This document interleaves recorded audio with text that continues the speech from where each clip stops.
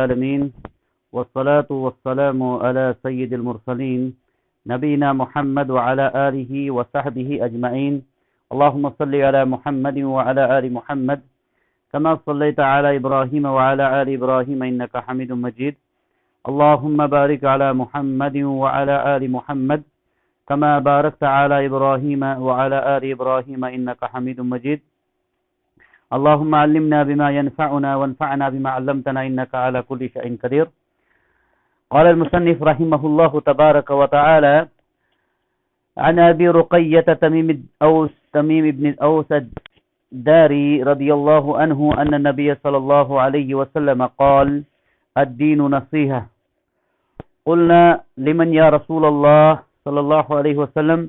قال لله ولكتابه ولرسوله ولأئمة المسلمين وعامتهم. رواہ مسلم. اللہ تعالیٰ کے لیے حمد و ثنا اور بے شمار درود و سلام پیارے حبیب محمد کریم صلی اللہ علیہ وسلم پر. معزز سامعین کرام، آج کے اس درس میں جس حدیث کو ہم نے پڑھنا ہے ایک عظیم حدیث ہے. انشاءاللہ العزیز ہم ان حدیثوں کو سمجھیں گے بھی، پڑھیں گے بھی، اور ساتھ ساتھ پھر آگے دوسروں تک اس پیغام کو بھی پہنچائیں گے اور عمل بھی کریں گے. حدیث کے راوی ہیں ابی رقیہ تمیم بن اوس الداری رضی اللہ تبارک و تعالی عنہ. صحابی رسول کہتے ہیں کہ نبی کریم صلی اللہ علیہ وسلم نے فرمایا الدین نصیحہ، دین خیر خواہی ہے، دین بھلائی ہے. آپ علیہ الصلوۃ والسلام نے صرف اتنا ہی فرمایا، دین خیر خواہی ہے. اجمالی طور پر مجمل ہے جملہ، جس میں جو سامنے ہوگا اس کے دل و دماغ میں یہ سوال آ جائے کہ کس کے لیے خیر خواہی ہے، کس کے لیے خیر خواہی ہے. یہ ایک اسلوب تھا رسول اللہ صلی اللہ علیہ وسلم کا، پہلے کسی چیز کو اجمالی ذکر کرنا، پھر اس کو تفصیل سے ذکر کرنا تاکہ سامنے والے کو یاد رہے. جیسا کہ حدیث میں آیا ہے بنی الاسلام علی خمس، اسلام کی بنیاد 5 چیزوں پر ہے. جب 5 بتا دیا گیا تو سامنے والا جو ہے وہ بڑے غور سے پھر آگے سنتا ہے کہ وہ 5 چیزیں کون سی ہیں، وہ 5 چیزیں کون سی ہیں. اسی طرح اس حدیث کے اندر اللہ کے نبی صلی اللہ علیہ وسلم نے فرمایا الدین نصیحہ، دین خیر خواہی کا نام ہے. تو صحابہ کرام نے فوراً سوال کیا اے اللہ کے رسول صلی اللہ علیہ وسلم قلنا لمن، یہ خیر خواہی کس کے ساتھ، بھلائی کس کے ساتھ کرنی ہے؟ تو آپ علیہ الصلوۃ والسلام نے پھر آگے سمجھایا، فرمایا للہ، اللہ کے ساتھ خیر خواہی، اللہ کے ساتھ بھلائی، ولی کتابہ، اور اللہ تبارک و تعالی کی کتاب کے ساتھ بھلائی، ولی رسولہ، اور اللہ کے رسول صلی اللہ علیہ وسلم کے ساتھ بھلائی، ولی ائمۃ المسلمین، اور مسلمانوں کے ائمہ کی رہبروں کی، وعامتہم، اور عام لوگوں کے ساتھ بھلائی، عام لوگوں کے ساتھ بھلائی. تو دیکھتے ہیں اب ہم اس حدیث میں آپ علیہ الصلوۃ والسلام نے جو مختصر الفاظ میں شروع میں کہا تھا کہ دین خیر خواہی کا نام ہے. ہمیں سامعین کرام اس چیز کو آج کے دور میں سمجھنا ہوگا. جو ہمارا دین اسلام ہے یہ سراپا خیر خواہی اور بھلائی کے سوا اور کچھ نہیں ہے. یہ خیر خواہی ہے انسانیت کے ساتھ، خیر خواہی ہے مخلوق کے ساتھ، خیر خواہی ہے اپنے ماتحت لوگوں کے ساتھ، خیر خواہی ہے اپنے آس پاس لوگوں کے ساتھ، خیر خواہی ہے انسانیت کے ساتھ. اسی لیے جو دین اسلام کے آداب ہیں، اگر ہم جب ان کو پڑھنا شروع کرتے ہیں، سمجھنا شروع کرتے ہیں، آج تو خالی یہ کتابوں کے اندر ہی دیکھا جاتا ہے، بہت کم ایسا ہے کہ عملی میدان میں بھی اس اسلام کو ہم ویسے ہی پیش کرتے ہوں جیسا کہ کتابوں کے اندر پیش ہے، جیسا کہ قرآن کے اندر پیش ہے، احادیث کے اندر پیش ہے. آج اگر دیگر قومیں کہیں مسلمانوں کو اسلام کے نام پہ تنگ کرتی ہیں، وہ مسلمانوں کو دیکھ کر، مسلمانوں کے اطوار کو دیکھ کر، طرز زندگی کو دیکھ کر ایسا کہتے ہیں اور ایسا فیصلہ کرتے ہیں. ورنہ جو اسلام ہے سامعین کرام، وہ اپنوں تو اپنوں بیگانوں کے ساتھ بھی کس طریقے سے بہترین طریقے سے پیش آنا ہے وہ بھی آداب اسلام نے سکھائے ہیں، وہ بھی آداب اسلام نے سکھائے ہیں. تو بہرحال اس حدیث میں اللہ کے نبی صلی اللہ علیہ وسلم نے فرمایا الدین و نصیحہ، دین خیر خواہی ہے، بھلائی ہے. اور خیر خواہی ہی جس انسان کو اللہ تعالیٰ نے ایمان کی دولت سے نوازا ہو وہ خیر خواہ ہو، ہر ایک کے ساتھ، خالق کے ساتھ بھی مخلوق کے ساتھ بھی. یقیناً یہ بڑی نعمت ہے، اور یقیناً میں اسلام کو حقیقت میں اسی انسان نے پہچانا ہے، اسی انسان نے پہچانا ہے. کیونکہ یہ جو دنیاوی زندگی ہے سامعین کرام، یہ عارضی ہے، اور دنیا میں آئے ہیں امتحان کی جگہ ہے. یہاں پر جو ہے اس کو مقصد نہیں بنا دینا ہے، بلکہ یہاں جو ہے یہ دنیا آخرت بنانے کے لیے بھیجا گیا، ہمیں آخرت کو بنانے کے لیے. جس جنت سے آدم علیہ الصلوۃ والسلام کو نکالا گیا تھا، اس میں دوبارہ جانے کے لیے محنت کی ضرورت ہے، اور اس میں محنت تب ہوگی جب ایک انسان جو ہے اسلام کو سمجھے گا، اسلام کو سمجھے گا، اس پیغام کو سمجھے گا. نبی اسلام نے فرمایا دین خیر خواہی ہے. صحابہ نے کہا کس کے ساتھ خیر خواہی کریں، کس کے ساتھ بھلائی کریں؟ آپ علیہ الصلوۃ والسلام نے فرمایا للہ، اللہ کے ساتھ خیر خواہی. اللہ کے ساتھ خیر خواہی کا مطلب کیا سامعین کرام؟ جو سمجھنے والی بات ہے مجھے اور آپ کو اس کے اندر، وہ یہ ہے کہ اللہ کے ساتھ خیر خواہی کرنا جو ہے اس میں دو طریقے ہیں، دو معنی ہیں. اللہ کے ساتھ خیر خواہی کے دو معنی ہیں. پہلا معنی یہ ہے کہ ایک بندہ جو بھی اچھے کام کرتا ہے وہ اخلاص پر مبنی ہونے چاہیے، للہیت کے لیے ہونے چاہیے. کیونکہ اخلاص جو ہے نا، الخلاص فی الاخلاص، نجات جو ہوگی آخرت کے اندر، نجات جو ہوگی قبر کے بعد، وہ اخلاص کے پر مبنی ہے سامعین کرام، اخلاص پر، للہیت پر. چھوٹے عمل والے بھی وہاں پر بڑے بڑے منازل کے حقدار ہوں گے، بڑی بڑی نعمتوں کے حقدار ہوں گے، کیونکہ ان کے چھوٹے اعمال ہوں گے لیکن للہیت ان کے اندر ہوگی، اخلاص ہوگا. مخلص، ایک مسلمان جو ہے اس کے لیے ضروری ہے کہ وہ مخلص ہو. مخلص کا مطلب ہے دھوکہ اس میں نہیں ہوگا، ریا اس میں نہیں ہوگا، دکھلاوا نہیں ہوگا. جو بھی وہ کام کرتا ہے اس کے اندر جو ہوتے خواہش سب سے پہلے کہ اللہ تعالیٰ راضی ہو جائے، اللہ تعالیٰ راضی ہو جائے. اور پھر یہ دستور الہی ہے کہ جب اللہ راضی ہو جاتا ہے تو وہ پھر اعلان کر دیتا ہے، اعلان کرتا ہے آسمانوں میں فلاں بندی سے راضی ہوں، خوش ہوں، محبت کرتا ہوں، اس سے محبت کرو.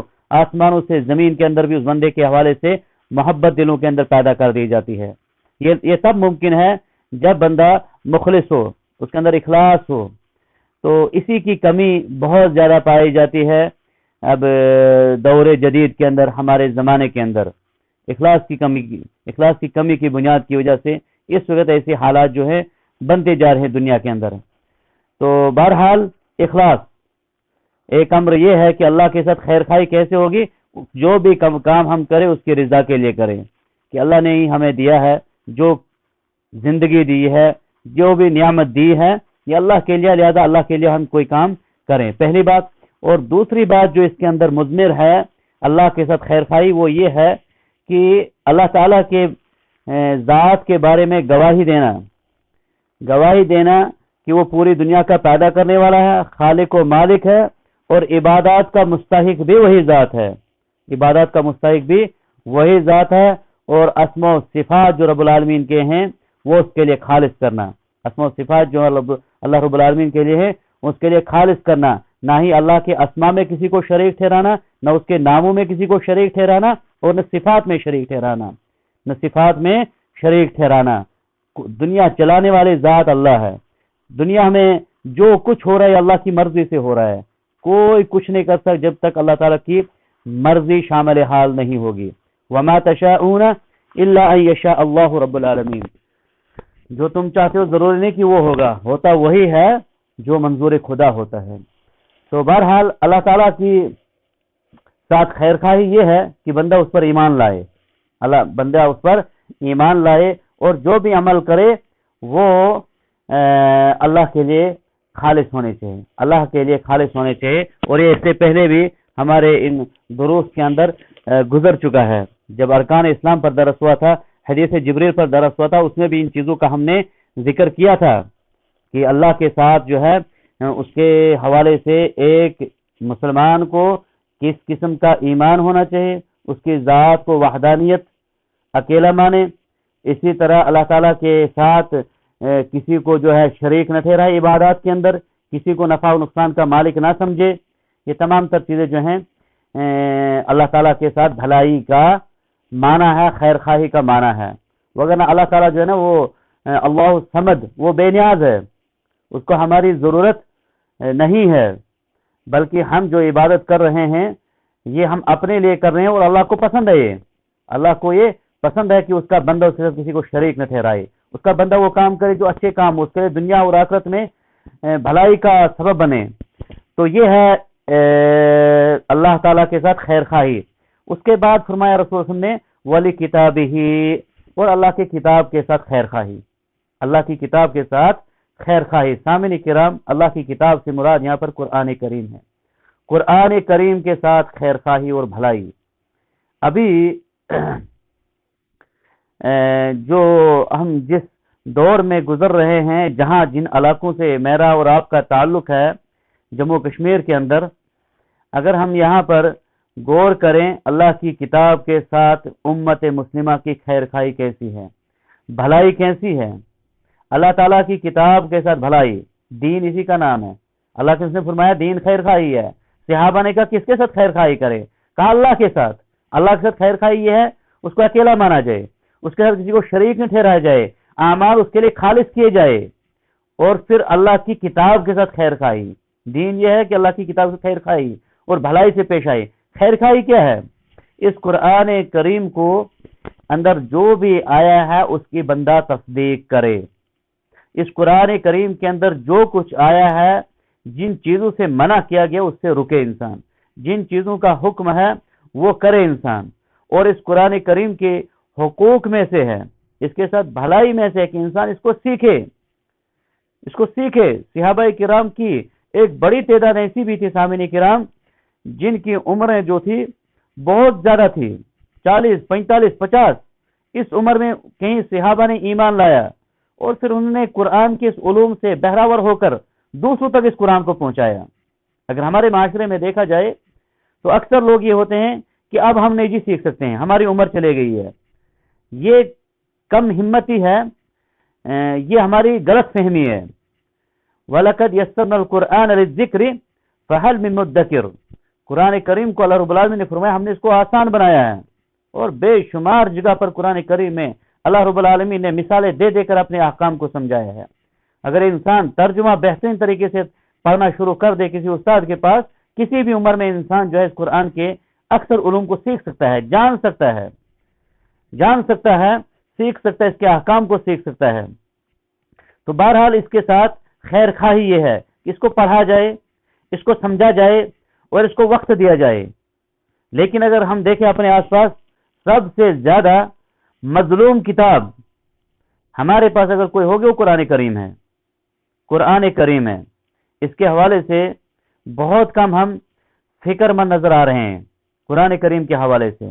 اور یاد رکھیے گا ان اللہ یرفع بهذا الكتاب اقواما ويدع به آخرین، اللہ کے نبی صلی اللہ علیہ وسلم نے فرمایا تھا بے شک اللہ تعالیٰ کچھ قوموں کو اس قرآن کو پڑھنے، پڑھانے، سمجھنے، سمجھانے کی وجہ سے کچھ قوموں کو عزت بخشتا ہے، عروج بخشتا ہے، دنیا میں ترقی دیتا ہے۔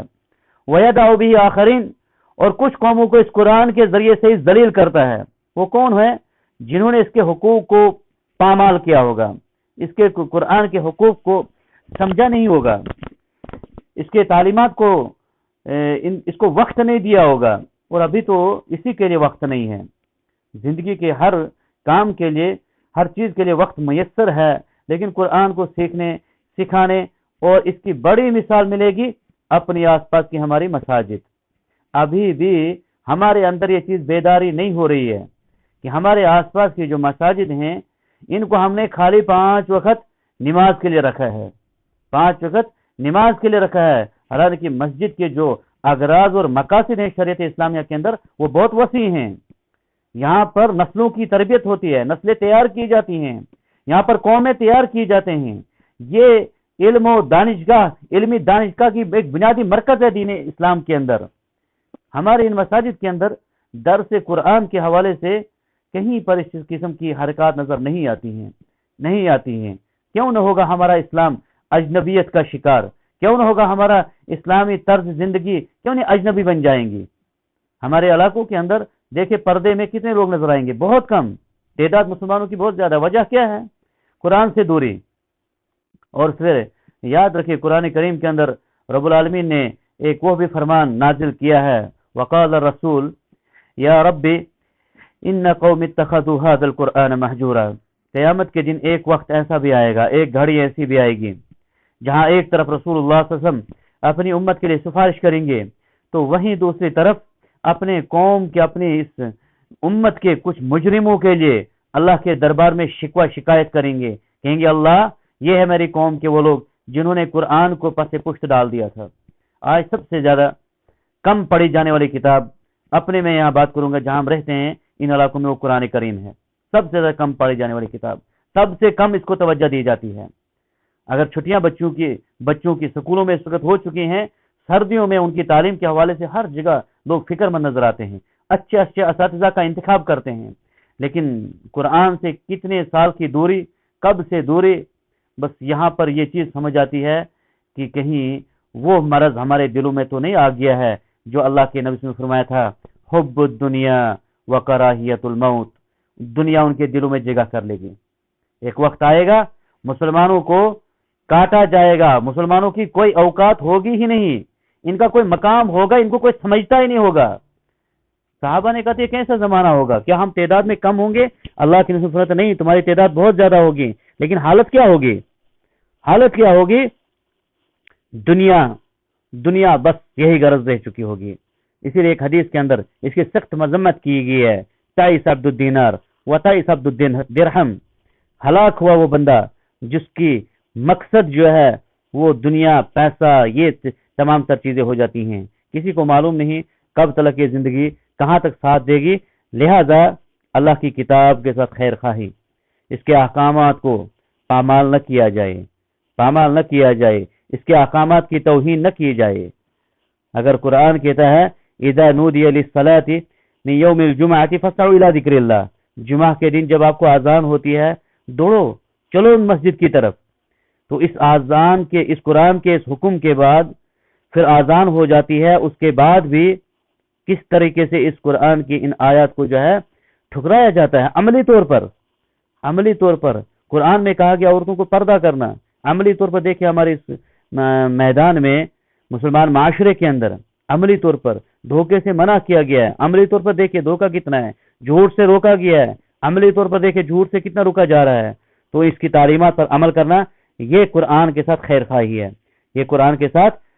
خواہی ہے، اس کے بعد اللہ کے نبی نے فرمایا آگے اگلی چیز وَلِكِتَابِهِ، آگے سنوالی رسولِهِ، اور اللہ کے رسول صلی اللہ علیہ وسلم کے ساتھ خیر خواہی، اللہ کے رسول صلی اللہ علیہ وسلم کے ساتھ خیر خواہی، اللہ کے ساتھ خیر خواہی، اللہ کی کتاب کے ساتھ خیر خواہی، اور اللہ کے رسول کے ساتھ خیر خواہی۔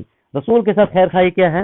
اللہ کے نبی صلی اللہ علیہ وسلم کی ذات پر ایمان لانا، آخری نبی ہونے پر ایمان لانا، خاتم الرسول ہونے پر ایمان لانا، اس کی دی ہوئی تمام شریعت کو سر خم تسلیم کرنا، بغیر اور نبی کریم صلی اللہ علیہ وسلم کی جو احکامات ہیں، تعلیمات ہیں، ان کو پسند کرتے ہوئے ان پر عمل کرنا۔ یہ نہیں کہ دل میں انسان کے اس چیز کی کراہت ہو اور پھر وہ عمل بھی کرتا ہوگا، وہ قابل قبول نہیں ہے، بلکہ وہ مطمئن ہونا چاہیے اس پر، خوش ہونا چاہیے اس پر کہ میں جو نبی کریم صلی اللہ علیہ وسلم کی اطاعت اور اتباع کر رہا ہوں۔ تو نبی کریم صلی اللہ علیہ وسلم کے ساتھ خیر خواہی یہی ہے، اس کی دی ہوئی تعلیمات پر عمل کرنا، اس کی طرز زندگی کو اپنانا۔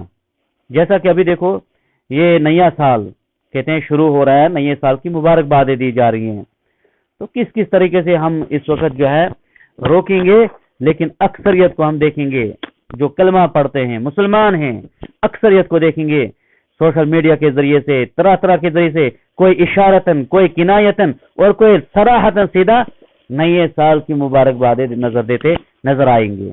यहाँ पर कहाँ चले जाते हैं अल्लाह के रसूल सल्लल्लाहु अलैहि वसल्लम के साथ खैर खाई और भलाई? कि आप अलैहिस्सलाम ने ऐसा किया था?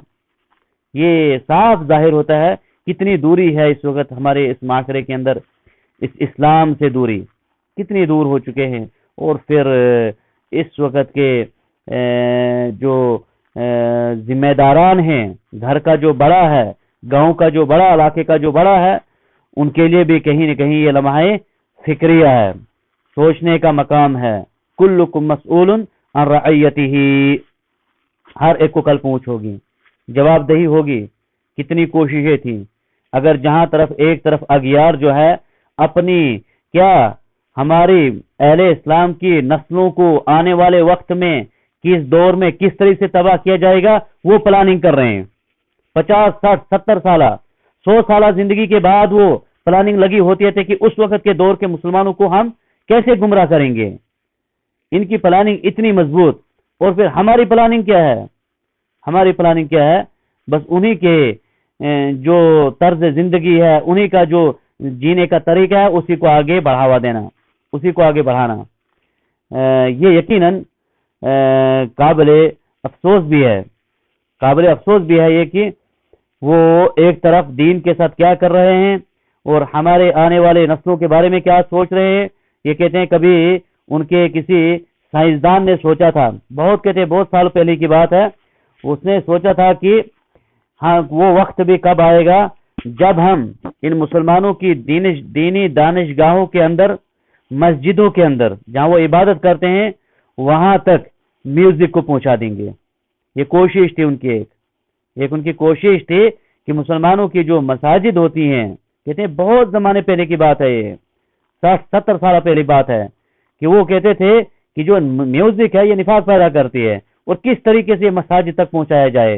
तो देखिए आज के जमाने में वो चीज कैसे मस्जिदों के अंदर अक्सर किस तरह गफलत से, अगर कोई अदालत में जाएगा, कोर्ट में जाएगा, तो उसको बाहर से सोच समझ के जाएगा, अंदर पता नहीं कौन बैठा है, मोबाइल को स्विच ऑफ करके जाएगा।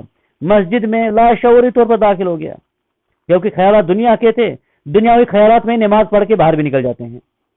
कहां से होगा फिर ये हमें आगे नस्लों की फिक्र कि हम उनकी नस्लों को कैसे दीन की तरफ लाएंगे। अपनी तो हमें तो अपने भूल चुके, किस तरह दीन पर बाकी रहेंगे, तो उनकी नस्लों के बारे में सोचना ये तो सोचा भी नहीं जाएगा, ये तो हमारी कभी ख्वाब में भी नहीं आएगा। अगियार जो है, यहूद नसारा जो हैं, वो अपनी नस्लों को तो रखते पाबंद हैं, लेकिन साथ साथ कोशिश करते हैं कि गैरों के अंदर, इन मुसलमानों के अंदर अहले इस्लाम की नस्लों को किस तरह तबाह किया जाए, उसकी वो कोशिशें कर रहे हैं। कभी तालीम के नाम पर, कभी किसी और चीज के नाम पर, कभी और किसी नारे के नाम पर, औरतों को आजादी दो, बेटी को आजादी दो, इसके नाम पे तो उनकी कोशिशें जारी हैं। लेकिन एक तरफ से, यहाँ दूसरी तरफ से हम देखते हैं अहले इस्लाम की क्या कोशिशें हैं। क्या बचाओ, जो तूफान है तबाही और बर्बादी के, इसके लिए हमारे पास कौन सी किश्ती तैयार है जिस पर हमें उम्मीद है कि हमारे आसपास की जो मुसलमान बस्तियां हैं, मुसलमान नस्लें हैं, वो खराब नहीं होंगी, जिनको किश्तियां बचा लेंगी इस तूफानों के, फितनों के तूफान में। तो अल्लाह के नबी सल्लल्लाहु अलैहि वसल्लम के साथ भलाई यही है, आप अलैहिस्सलाम की सीरत को पढ़ा जाए, समझा जाए, उस पर ईमान लाया जाए, उसके तमाम तरीक़े कार को सख्ती से खुद अमलाया जाए, और फिर साथ ही साथ अपने मातहत लोगों को भी उस पर सख्ती से अमल करने की तलकीन की जाए। ये अल्लाह के नबी सल्लल्लाहु अलैहि वसल्लम के साथ खैरखाही है, खैरखाही है। और देखिए वालिदैन अगर इसमें फिक्रमंद नजर आएंगे ना, तो बड़ी तरक्की हो सकती है, बड़ी तरक्की हो सकती है। अगर बाप अपने बेटे को देखेगा, उसके सर के बाल जो काटे होंगे वो किन की तरह होंगे, मजूसियों की तरह, गैर मुस्लिमों की तरह, तो बाप पर हक वहां पर वाजिब था कि उसको मना करता। उस बाप को तो वहां पर अपनी तरबियत पर भी यदि अफसोस करना चाहिए था, अपने हाथों को मलना चाहिए था अफसोस से कि काश मेरी होते हुए मेरे बच्चे के सामने ये हालत बनी हुई है, और नबी की इसको कोई याद ही नहीं, नबी अकरम की तालीमात को कोई पता ही नहीं कि अल्लाह ने इससे मना किया था, या तो सर के पूरे बाल काट दो या फिर पूरे बाल रख दो, ये बीच में काट देना, बीच में रख देना, अल्लाह के नबी ने इससे मना फरमाया। क़ज़ा इसको कहते हैं, हदीस के अंदर आया है, नहन नबी सल्लल्लाहु अलैहि वसल्लम अनिल क़ज़ा, अल्लाह के नबी ने क़ज़ा से मना फरमाया। पूछा गया क़ज़ा क्या है, کہ قضا یہ ہے کہ سر کے کچھ بال لے لیے جائے اور کچھ بال چھوڑ دیے جائے، اور آج عام یہی ہو رہا ہے، آج عام یہی ہو رہا ہے، فیشن کے نام پہ یہی نظر آتا ہے۔ تو بہرحال یہ اللہ کے نبی صلی اللہ علیہ وسلم کے ساتھ خیر خواہی نہیں ہے، بھلائی نہیں ہے۔ خیر خواہی یہ ہے کہ اس کی تعلیمات کو، نبی کریم صلی اللہ علیہ وسلم کے جینے کا جو طریقہ کار تھا اس کو پروموٹ کرے مسلمان، اس کو بڑھائے۔ سوشل میڈیا میں ایک طرف جہاں پر بے حیائی کا طوفان ہے، مسلمانوں کو چاہے اس میں خیر بھر دے، بھلائی بھر دے۔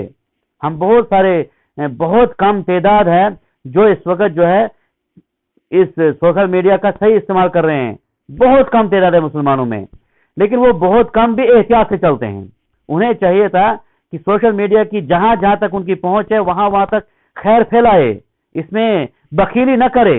جہاں ایک طرف غیر تو لگے ہیں شر پھیلانے میں، مسلمانوں کو رکھا ہے ذمہ داری جیسی دی ہے، بعض مسلمانوں کو نہیں، اکثر مسلمانوں کو جو بے حیائی کو پھیلا رہے ہیں۔ مسلمان جو کم تعداد بچی ہے جو دین پر باقی ہیں، ان پہ یہ لازمی ہے، ضروری ہے کہ وہ نبی کریم صلی اللہ علیہ وسلم کی تعلیمات کو آگے پہنچائے، جو جس بھی طریقے کو، جس بھی وسیلے کو استعمال کر سکتے ہیں۔ یہ بھی نبی کریم صلی اللہ علیہ وسلم کے ساتھ خیر خواہی ہے۔ اس کے بعد اللہ کے نبی صلی اللہ علیہ وسلم نے فرمایا وَلِأَئِمَّةِ الْمُسْلِمِينَ، وَلِأَئِمَّةِ الْمُسْلِمِينَ، مسلمانوں کے ائمہ کے ساتھ، اماموں کے ساتھ۔ اور امام دو قسم کے ہوتے ہیں، ائمہ دو قسم کے ہوتے ہیں۔ ایک وہ قسم ہے جو علماء کرام ہوتے ہیں، علماء ربانیین ہوتے ہیں، جو توحید و سنت، کتاب و سنت کے پیکر ہوتے ہیں، جو منہج سلف صالحین پر چلنے کی رہنمائی کرتے ہیں، جو منہج سلف کو سمجھے ہوتے ہیں اور اس کی طرف لوگوں کو دعوت بھی دیتے ہیں۔ ان کے ساتھ بھلائی، ان کے ساتھ بھلائی کیسے کی جائے گی؟ ان کے ساتھ محبت کی جائے، ان کے ساتھ وقت دیا جائے، اور ساتھ ہی ساتھ ان کے پاس جو علم ہے وہ حاصل کیا جائے، اور ان کا مقام اور منزلت، اس کا احترام کیا جائے، جو کہ آج اس معاشرے میں بہت کم دیکھا جا رہا ہے، بہت کم دیکھا جا رہا ہے۔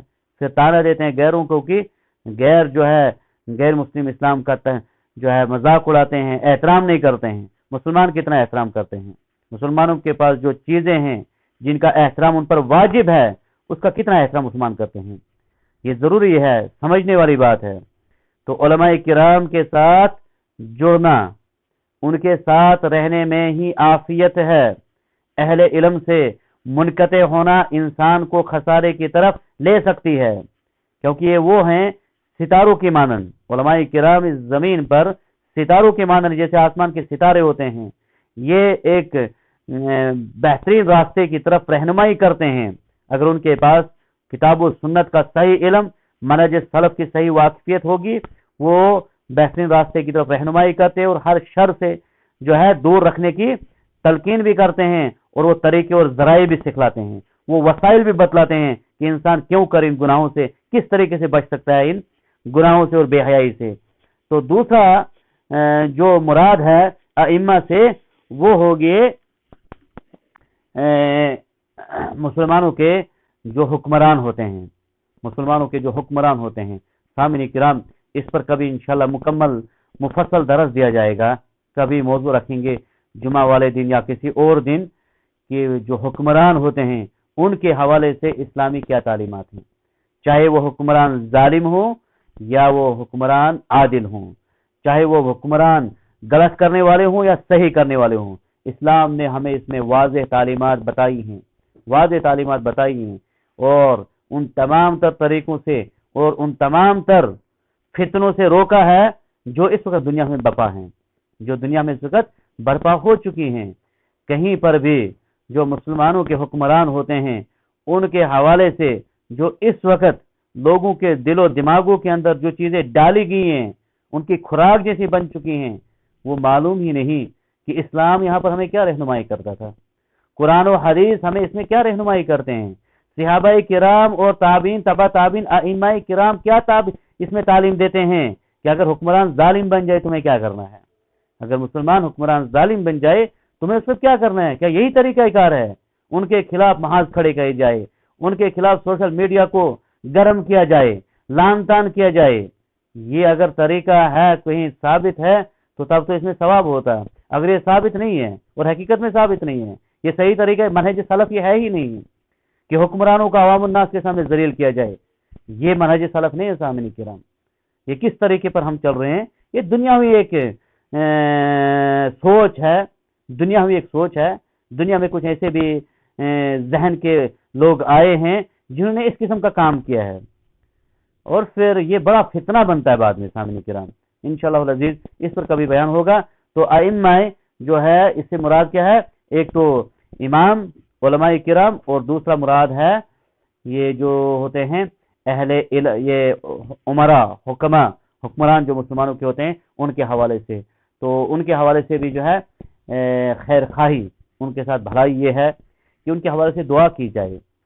اگر ان کے قدم کہیں پر ڈگمگا جاتے ہیں، برائی کی طرف جا رہے ہیں، دعا کرے، ممکن ہو تو تنہائی میں ان کو نصیحت کرنی ہے، تنہائی میں۔ عوام الناس میں اجازت اسلام نہیں دیتا ہے۔ عوام میں کیا سوشل میڈیا عوام نہیں ہے؟ لاکھوں کے اربوں لوگ اس کو استعمال کرتے ہیں، وہاں پر کسی حاکم کے بارے میں لکھنا یہ شریعت ہمیں نہیں سکھاتی ہے۔ اگر ہم شریعت کو حقیقی طور پر ماننے والے ہیں، نبی اسلام کی تعلیمات ہیں، وَلِأَئِمَّةِ الْمُسْلِمِينَ، مسلمانوں کے ائمہ کے ساتھ خیر خواہی، ان کے ساتھ خیر خواہی یہ ہے ہی نہیں۔ ان کے ساتھ جو خیر خواہی ہے جو منہج سلف ہمیں بتاتا ہے، اور اس کو ہمیں سیکھنے کی ضرورت ہے۔ اور پھر آگے اللہ کے نبی نے فرمایا وَعَامَّتِهِمْ، اور پھر عام لوگوں کے ساتھ خیر خواہی۔ ایک مسلمان جو ہے اس کو عوام الناس کے ساتھ بھی، چاہے وہ جتنا خاص کیوں نہیں ہوگا، وہ عالم دین ہے، وہ کوئی بڑے عہدے کو سنبھالے ہوئے ہے، کوئی بڑا ذمہ دار ہے، کوئی حاکم ہے، کوئی بڑا امیر ہے، اس کو بھی عوام الناس آپس میں خیر خواہی کے ساتھ پیش آنا ہے۔ دین اس کا نام ہے۔ اب کیسے پیش آنا؟ اگر کوئی غریب ہے اس کی مدد کرنی ہے، کوئی پریشان حال ہے اس کی پریشانی میں شریک ہونا ہے، کوئی غلط راہ پر جا رہا ہے اس کو اچھے راہ کی رہنمائی کرنی ہے، کوئی خسارے کی طرف جا رہا ہے اس کو روکنا ہے، کوئی گناہ میں پڑا ہوا ہے اس کے بارے میں غم زدہ ہونا ہے۔ دین اس چیز کا نام ہے سامعین کرام۔ کوئی شرک کر رہا ہے، انسان کو غم زدہ ہونا ہے کہ کیوں کر رہے ہیں یہ شرک، کس طریقے سے ہم ان کو اس برائی سے نکال سکتے ہیں، یا کسی اور بھی برائی کے اندر کوئی پایا گیا تو ایک ایمان والے کا ایمان یہ تقاضا کرتا ہے کہ اس کو روکنے کے لیے اس کے اندر ایک تڑپ ہونی چاہیے۔ آپ علیہ السلام کے بارے میں نہیں جانتے، آپ قرآن کریم میں کیا آیا ہے؟ آپ علیہ السلام کو اللہ نے ایک قرآن میں آیت کے طور نازل کر کے فرمایا، اے محمد صلی اللہ علیہ وسلم، کیا یہ لوگ ایمان نہیں لائیں گے؟ اس غم میں آپ اپنے آپ کو ہلاک نہ کر دیجئے۔ آپ علیہ السلام غمگین رہا کرتے تھے، امت کو گمراہی میں دیکھ کر، شرک میں دیکھ کر، لوگوں کو خرافات میں دیکھ کر، تو امتی کو بھی کم سے کم اپنے آس پاس کے لوگوں کے بارے میں درد ہونا چاہیے۔ ابھی جو تباہی اور بربادی ہے، یہ ایسا نہیں ہونا چاہیے کہ فلانی کی بیٹی ہے، فلانی کی لڑکی ہے، فلانی ہے، یہ غلط بات ہے۔ یہ جو آگ اگر وہاں لگ گیا یہ ہمارے گھر میں بھی پہنچ سکتی ہے، لہذا ان کے بارے میں بھی خیر خواہی، ان کے بارے میں بھی بھلائی، پھر ہمارے بارے میں بھی بھلائی ہو سکتی ہے۔ تو بہرحال یہ تھی آج کی حدیث، اور جیسا کہ آپ جانتے ہیں مختصراً ہم ان پر ترجمہ اور مختصراً شرح کے ساتھ گزر رہے ہیں، کیونکہ زیادہ وقت سے بھی ہماری جو ہے مجلس کمزور ہوتی نظر آ رہی ہے۔ ہونا تو یہ چاہیے تھا، یہ دن بدن مضبوط ہوتی، لیکن چونکہ ابھی ہمیں اتنی مصروفیات ہیں، اتنے کام ہیں، جیسے پتہ نہیں کتنی صدیاں ابھی ہمیں دنیا میں جینا ہے، لہذا اس دین کے لیے ابھی بہت ٹائم جیسے ہمارے لیے باقی ہے، نہیں معلوم کس جگہ کہاں پر ہم اس دنیا سے چلے جائیں گے، لہذا اس کے لیے ہمیں کوشاں رہنا چاہیے کہ کسی بھی طریقے سے ہم خیر اور بھلائی کو جو ہے کہ سبب بن جائے۔ تو اللہ تبارک و تعالیٰ سے ہم دعا کرتے ہیں کہ الہ العالمین ہمیں اس دین کو سمجھنے کی توفیق عطا کرے، اور اس دینی پیغام کو، خیر خواہی والے پیغام کو دوسروں تک پہنچانے کی توفیق عطا کرے۔ اقول قولی ھذا استغفر اللہ لی ولکم ولسائر المسلمین فاستغفروہ انہ ھو الغفور الرحیم۔